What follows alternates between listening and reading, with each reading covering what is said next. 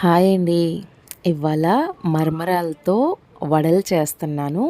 దానికోసం ఒక పావు కిలో మరమరాలు నీళ్ళల్లో వేసి నానబెట్టుకోవాలన్నమాట. ఒక 5 నిమిషాలు ఉంటే చక్కగా నానిపోతాయండి. దీనికోసం ఎటువంటి పిండి రుబ్బాల్సిన అవసరం లేదు. మనం ముందుగా పప్పు నానబెట్టుకోవాలి, రుబ్బుకోవాలి, ఈ తతంగం ఏమీ ఉండదండి. వితిన్ మినిట్స్లో ఎవరన్నా వచ్చినా కూడా గబుక్కున చేసి పెట్టేసే విధంగా ఉంటుంది స్నాక్. ఆయిల్ కూడా అసలు ఎక్కువ పీల్చదండి. చాలా ఈజీగా ఉంటుంది, చాలా తేలిగ్గా కూడా అరిగిపోతుంది. చూసారు కదా, 5 నిమిషాల్లో చక్కగా మరమరాలు నానిపోయినాయి. ఇప్పుడు వీటిలో ఉన్న వాటర్ అంతా గట్టిగా ఈ విధంగా చేత్తో పిండేసుకోవాలన్నమాట. పిండేసుకొని మొత్తాన్ని ఒక గిన్నెలోకి తీసుకొని పెట్టుకోవాలి. ఈ విధంగా ఒక గిన్నెలోకి నానబెట్టుకున్న మరమరాలు వేసుకొని 2 స్పూన్ల బియ్యం పిండి, కొంచెం సన్నగా తరిగిన అల్లం, పచ్చిమిర్చి, జీలకర్ర వేసుకొని కొత్తిమీర కొంచెం వేసుకోవాలి. ఇవి 2 స్పూన్ల సగ్గుబియ్యం నేను ఒక అరగంట ముందుగా చక్కగా నానబెట్టి పెట్టుకున్నాను. అవి కూడా వేసుకొని ఇందులో రుచికి సరిపడా ఉప్పు వేసుకొని బాగా కలుపుకోవాలి. మరమరాలు మీరు ఒకటి గమనించండి, మరమరాలు మనం తింటున్నప్పుడు కొంచెం ఉప్పుగా ఉంటాయి. సో ఇందులో ఉప్పు వేసుకునేటప్పుడు చూసుకొని వేసుకోండి, చాలా తక్కువగా వేసుకోండి.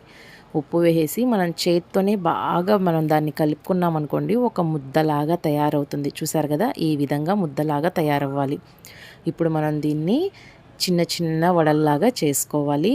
ఈ వడ చేసినప్పుడు మనం దానికి హోల్ బెజ్జం పెట్టినప్పుడు మనకి కొంచెం షేప్ అవుట్ అయినట్టుగా అనిపిస్తుందండి. బెజ్జం పెట్టాలి అని రూల్ ఏం లేదు.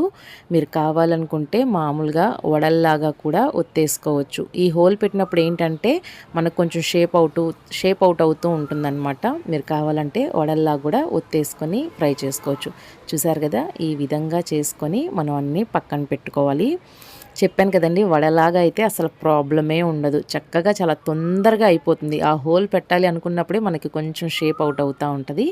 ఈ విధంగా ఆయిల్ కాగిన తర్వాత ఒక్కొక్కటిగా వేసుకుంటూ అన్నీ డీప్ ఫ్రై చేసుకోవాలండి. ఇది ఇక్కడ గమనించండి, ఇది వేగటానికి కొంచెం టైం పడుతుంది. అంటే దానికి కలర్ రావటానికి కొంచెం టైం పడుతుందన్నమాట.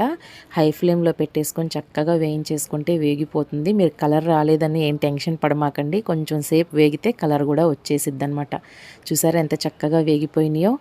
మనం సగ్గుబియ్యం వేసాం కదా, అవి చక్కగా క్రిస్పీగా ఉంటాయి, లోపల సాఫ్ట్గా ఉంటుంది. ఏ చట్నీ లేకపోయినా కూడా తినేసేయచ్చండి. మంచి రెసిపీ, మనకి ఇంట్లో ఖర్చు లేకుండా, శ్రమ లేకుండా వితిన్ మినిట్స్లో చక్కగా రెడీ చేసి పెట్టేసేయచ్చు. ఈ విధంగా ప్లేట్లోకి తీసుకొని అన్ని వాయిలు ఇలాగే ఫ్రై చేసేసుకోవాలి.